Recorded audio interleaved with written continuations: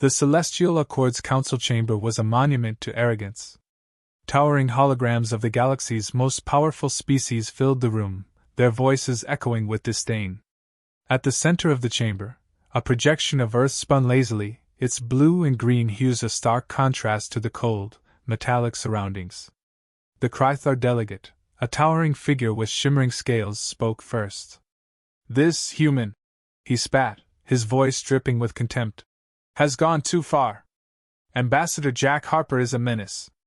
His actions have cost us dearly. He must be made an example of."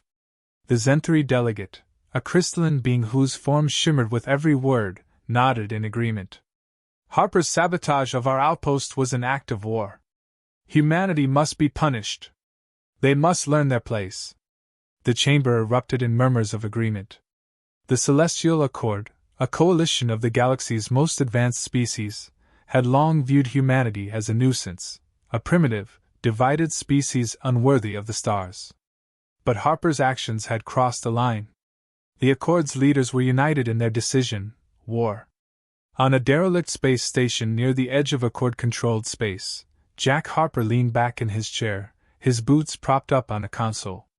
The station was old, its systems outdated, but it served his purposes. A transmission from Earth's leadership flickered on the screen in front of him. "Harper," the voice on the transmission said, "the Accord has declared war. They're sending their best troops, the Starfire Commandos. They're coming for you." Harper grinned, his weathered face creasing with amusement. "Let 'em come. I've been waiting for this." The transmission ended, and Harper stood, stretching lazily. He moved through the station with the confidence of a man who knew every inch of his surroundings. The station was a maze of corridors and chambers, its systems jury-rigged to his specifications. Harper had been preparing for this moment for months. The Starfire Commandos arrived in a sleek, black warship, its hull gleaming in the light of a distant star. Commander Valen, a tall, imposing figure with a reputation for ruthlessness, stood on the bridge, his eyes fixed on the derelict station. "This is where he's hiding?" Valen asked, his voice tinged with disbelief. "A relic like this?" The sensor officer nodded. "Our scans confirm it. Harper is alone. The station's systems are barely functional. This will be an easy capture." Valen smirked. "Good. Let's make this quick. I want Harper in chains before the hour is up." The commandos boarded the station, their movements precise and efficient. They were the Accord's best, elite warriors trained for any situation. But as they moved through the station's corridors, they began to notice something strange. The station's systems, though outdated, were active. Too active. Harper watched the commandos on a hidden monitor, his grin widening. He had been expecting them. The station was his playground, and he had spent months setting the stage for this moment. He activated the intercom, his voice echoing through the corridors. "Welcome, commandos," he said, his tone light and mocking. "I've been waiting for you. Hope you're ready for a little game." The commandos froze, their weapons raised. Valen's voice crackled over their comms. "Harper! Show yourself! You're surrounded!" Harper chuckled. "Surrounded? Nah. You're in my house now. And in my house, we play by my rules." Before Valen could respond, the station's lights flickered, and a series of explosions rocked the corridors. The commandos were thrown into disarray as the station's gravity field shifted, sending them tumbling. Harper's voice came over the intercom again. "Y'all ever played tag, with nukes?" The station's hidden nuclear devices activated, not to destroy the station, but to create chaos. Gravity fields fluctuated, radiation zones formed, and debris fields filled the corridors. The commandos, once confident and composed, were now scrambling to regroup. Valen barked orders, his voice filled with frustration. "Stay together! Don't let him divide us!" But it was too late. Harper was already moving, his knowledge of the station giving him the upper hand. He set traps, ambushed isolated commandos, and captured them one by one. His calm demeanor and dark humor were a stark contrast to the commandos' growing panic. As the chaos unfolded, Harper made his way to the station's control room. He knew the commandos would eventually corner him there, and he was ready. He activated a final set of nuclear devices, their explosions destabilizing the station's core. The station began to collapse, its corridors buckling under the strain. Harper grinned as he watched the commandos struggle to escape. "You came all this way to catch me," he said over the intercom. "Now you're just playing tag." The section ends with Harper escaping into the chaos, leaving the commandos behind as the station begins to break apart. The station was falling apart. Corridors buckled, gravity fields fluctuated, and debris filled the air. The Starfire commandos, once the galaxy's most feared warriors, were now scrambling to survive. Commander Valen barked orders, his voice sharp with frustration. "Regroup! Stay together! We can't let him divide us!" But the chaos was too much. The nuclear devices Harper had activated weren't designed to destroy the station. They were designed to turn it into a deadly playground. Gravity shifts sent commandos tumbling into walls, radiation zones forced them to take long detours, and debris fields turned every corner into a potential death trap. Harper moved through the chaos like a ghost, his knowledge of the station giving him the upper hand.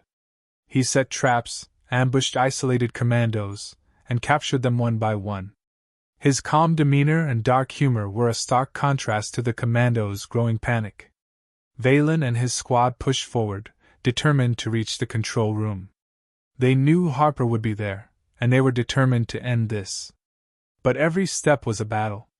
The station's systems were failing, and Harper was always one step ahead. "He's toying with us," one of the commandos muttered, his voice filled with frustration. Valen didn't respond. He didn't need to. He could feel it too, the sense that they were being led, manipulated. Harper wasn't just hiding, he was controlling the battlefield. And Valen hated it. Harper watched the commandos on a hidden monitor, his grin widening. He had been expecting them. The control room was his final stand, and he had spent months preparing for this moment. He activated the intercom, his voice echoing through the corridors. "You're getting closer," he said, his tone light and mocking. "But you're not there yet. Keep trying. I'll be waiting." Valen's voice crackled over the comms. "Harper! This ends now. Surrender, or we'll tear this station apart to find you." Harper chuckled. "Tear it apart? Be my guest. But I wouldn't recommend it. Things might get explosive." Before Valen could respond, another explosion rocked the station. The corridor ahead collapsed, forcing the commandos to take a detour. Valen cursed under his breath. Harper was always one step ahead. The commandos finally reached the control room, their weapons raised and their nerves frayed. The door slid open, revealing Harper standing calmly in the center of the room. He had a rifle slung over his shoulder, but he made no move to raise it. Instead, he grinned. "Took you long enough," he said. "I was starting to think you'd gotten lost." Valen stepped forward, his weapon trained on Harper. "This ends now, Harper. You're coming with us." Harper raised an eyebrow. "Oh? And how do you plan to make that happen?" Before Valen could respond, Harper pressed a button on the console behind him. The control room's doors slammed shut, trapping the commandos inside. The lights flickered, and the room's gravity shifted, sending the commandos tumbling. Harper moved with practiced ease, his movements fluid and precise. He disarmed the commandos one by one, his calm demeanor a stark contrast to their growing panic. Valen struggled to his feet, his weapon raised, but Harper was already behind him. "You're good," Harper said, his voice calm. "But I'm better." He disarmed Valen with a swift, practiced motion, leaving the commander defenseless. The other commandos were already subdued, their weapons confiscated and their hands bound. Harper stepped back, his grin widening. "Game over," he said. "You lose." The station's core began to fail, its systems collapsing under the strain. Harper knew it was time to go. He activated a final set of nuclear devices, their explosions destabilizing the station even further. The control room shook violently, and the commandos struggled to maintain their footing. Harper moved to the door, his hand hovering over the control panel. He glanced back at the commandos, his grin fading slightly. "You came all this way to catch me," he said. "But you underestimated me. That was your mistake." He pressed a button, and the door slid open. The corridor beyond was filled with debris and flickering lights, but Harper moved through it with ease. The commandos watched him go, their frustration and fear palpable. As Harper made his way to the station's docking bay, he activated the intercom one last time. His voice echoed through the station, calm and mocking. "If you want a war," he said, "bring more than toys." The transmission ended, and Harper boarded a stolen shuttle. The station's core finally gave out, and the entire structure began to collapse. Harper's shuttle sped away, leaving the commandos behind as the station broke apart. The section ends with Harper's shuttle disappearing into the void, the station's debris scattering behind him. The Starfire commandos, once the galaxy's most feared warriors, were left stranded and humiliated. And Harper's message to the Celestial Accord was clear: humanity was not to be underestimated. The Celestial Accord's council chamber was silent, the air thick with tension. The holographic projection of the derelict station's collapse played on a loop, its debris scattering into the void. The council members, representatives of the galaxy's most powerful species, watched in stunned silence. Finally, the Krythar delegate spoke, his voice trembling with barely contained rage. This is unacceptable. The Starfire commandos were our best. How could one human do this?" The Zentari delegate, their crystalline form flickering with unease, replied, "Harper is not just a human. He is a strategist, a warrior. We underestimated him. And now we pay the price." The chamber erupted in murmurs of agreement and frustration. The Accord had never faced such a humiliating defeat. Their elite troops, sent to capture a single man, had been outmaneuvered, outsmarted, and left stranded. And Harper's final message, "If you want a war, bring more than toys," echoed in their minds. On Earth, Harper's shuttle touched down in a secure facility. He stepped out, his movements calm and deliberate. A group of Earth's leaders waited for him, their expressions a mix of relief and awe. One of them stepped forward, a tall woman with sharp features and a commanding presence. "Harper," she said, her voice steady, "you've done it. The Accord is in disarray. But this isn't over. They'll come back, and they'll come back stronger." Harper nodded, his grin fading slightly. "I know. But they'll think twice before underestimating us again." The woman studied him for a moment, then nodded. "We need to prepare.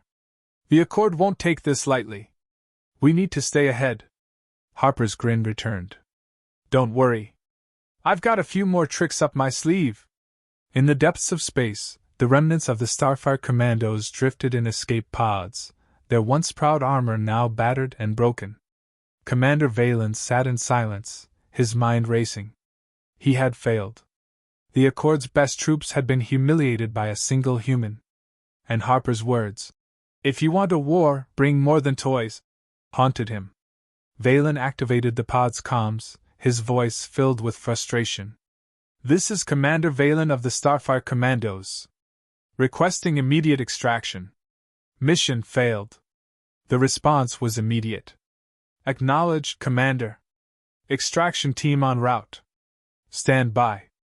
Valen leaned back, his mind racing. He had underestimated Harper, and it had cost him everything. But he knew this wasn't over. The Accord would regroup, and they would come back stronger. And next time, Valen vowed, they wouldn't make the same mistake. On Earth, Harper stood before a gathering of humanity's brightest minds. The room was filled with scientists, engineers, and military strategists, all eager to hear his next move. Harper stepped forward, his grin widening. "We've won the battle," he said, his voice steady. "But the war is far from over. The Accord will regroup, and they'll come back stronger. We need to stay ahead. We need to innovate." The room erupted in murmurs of agreement. Harper's victory had inspired them, but they knew the real challenge was just beginning. Humanity had proven its strength, but they couldn't afford to rest on their laurels. In the heart of the Celestial Accord, the council convened once more. The mood was somber, the weight of their defeat heavy in the air. The Krythar delegate spoke first, his voice filled with frustration. "We cannot ignore what happened. Harper has humiliated us. He has shown the galaxy that we are not invincible. We must respond. We must crush humanity before they grow stronger." The Zenthari delegate nodded, their crystalline forms shimmering with unease. "Agreed. But we must be careful. Harper is not just a human. He is a strategist, a warrior. If we underestimate him again, we will pay the price." The council fell silent, the weight of their failure heavy in the air. For the first time in their history, the Accord was forced to confront the possibility that they were not invincible. And that realization was terrifying. On Earth, Harper stood on a balcony overlooking the city. The celebrations were still ongoing, the streets filled with cheering crowds. But Harper's mind was elsewhere. He knew the Accord would regroup, and they would come back stronger. And he knew humanity had to be ready. Dr. Elena Reyes, the scientist who had helped develop the Singularity technology, joined him. She stood silently for a moment, then spoke. "You've done it, Harper. You've shown the galaxy what humanity is capable of. But this isn't over. The Accord will come back. And we need to be ready." Harper nodded, his expression grim. "I know. But we'll be ready. We'll stay ahead. And we'll show them that humanity is not to be underestimated." Reyes smiled faintly. "You really believe that, don't you?" Harper grinned. "I don't just believe it. I know it." The section ends with Harper looking out at the city, his mind already turning to the future. The Accord would regroup, and they would come back stronger. But Harper was ready.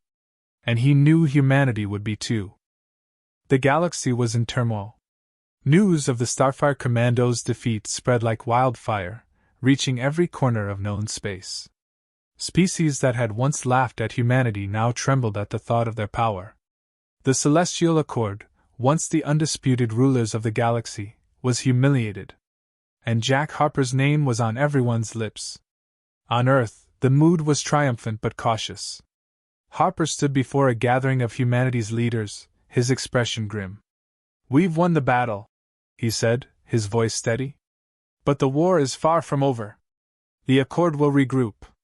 They'll come back stronger. And we need to be ready." The leaders nodded, their expressions serious.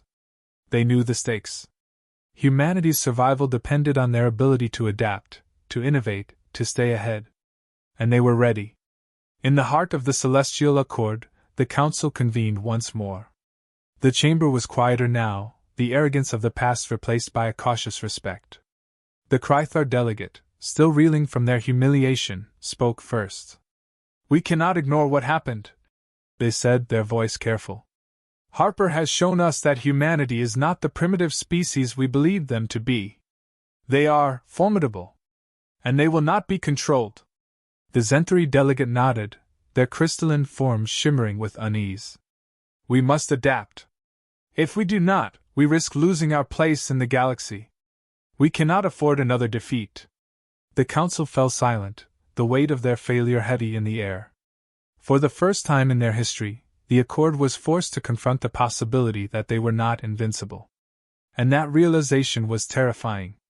On Earth, Harper and Dr. Elena Reyes stood in a laboratory, surrounded by the latest advancements in human technology. The Singularity cannons had been refined, their power even greater than before. But that was just the beginning. "We've made progress," Reyes said, her voice filled with pride. "The new prototypes are ready. They're faster, more efficient, more powerful. But we need to think bigger. We need to think beyond weapons." Harper nodded. "Agreed. We need to expand. We need to explore. The galaxy is vast, and we've only scratched the surface. If we're going to survive, we need to understand it." The two of them stood in silence for a moment, the weight of their responsibility heavy on their shoulders. They knew the road ahead would be difficult. But they also knew they had no choice. In the depths of space, a new threat was emerging. The Accord's defeat had not gone unnoticed. Other species, once content to remain in the shadows, were now watching humanity with interest. Some saw them as allies.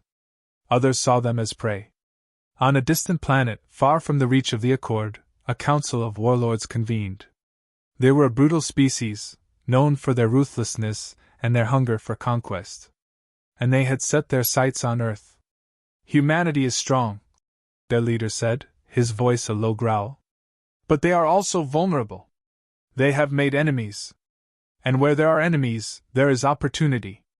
The warlords nodded, their eyes gleaming with anticipation. They had no interest in diplomacy, no desire for peace. They saw humanity as a challenge, a prize to be conquered. And they were ready to strike. On Earth, Harper received a transmission from the edge of known space. The message was brief and to the point, a warning. A new enemy was coming, one that even the Accord feared. And humanity was their target. Harper read the message aloud to his council, his voice steady but grim. We've been warned. A new enemy is coming. They're stronger than the Accord, more ruthless. And they're coming for us. The room fell silent, the weight of the news heavy in the air. But Harper's expression didn't change. He had faced impossible odds before. And he was ready to face them again. We'll be ready, he said, his voice filled with determination. We'll meet them head on. And we'll show them what happens when you underestimate humanity. In the years that followed, humanity prepared. The Singularity technology was refined, new weapons developed, new strategies devised. But more than that, humanity evolved. They became more than just a species, they became a force. A symbol of resilience, of ingenuity, of hope. The warlords came, as they had promised. But they were met with a humanity that was ready, a humanity that had learned from its past and was prepared for its future. The battle was fierce, the cost high. But in the end, humanity prevailed. And as the dust settled, as the galaxy watched in awe, one thing became clear: humanity was no longer the pitiful species they had once been. They were something more. Something greater. In the end, it wasn't the weapons that defined humanity. It wasn't the technology, the strategies, the victories. It was their spirit. Their determination. Their refusal to back down, no matter the odds. And as the stars burned bright in the night sky, as humanity looked to the future with hope and determination, one thing was certain: they would never be underestimated again.